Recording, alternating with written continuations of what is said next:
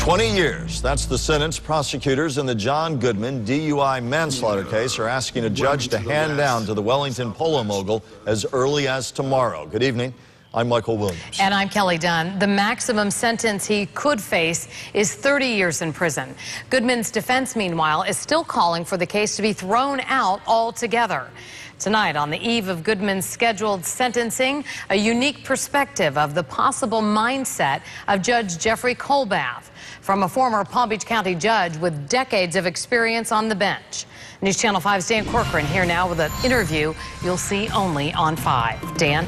Well, Kelly, Edward Rogers doesn't preside over cases anymore, but he certainly watches from afar, including the John Goodman case and the tough decisions now before that judge.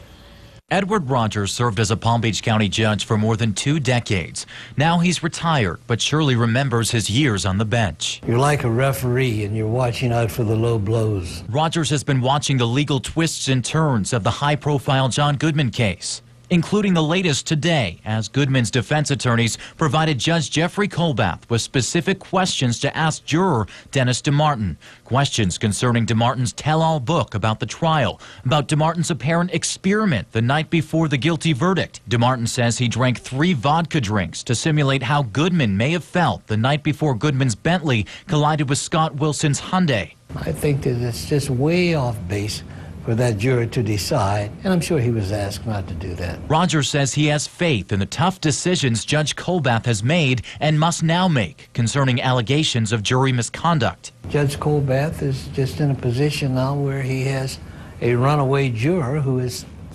pretty much tainted quite a few things and may well cost the state a lot of money.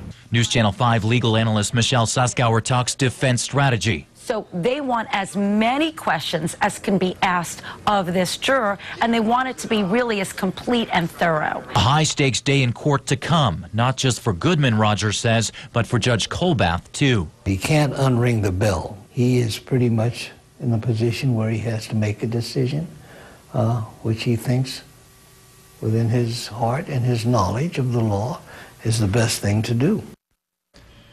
Now, the defense filed another memo to the court saying the drinking DeMartin did wasn't a life experience, as the state claims, but proof of misconduct. Now, questioning of DeMartin is set for just before 2 p.m. tomorrow. John Goodman's sentencing is scheduled to follow immediately after.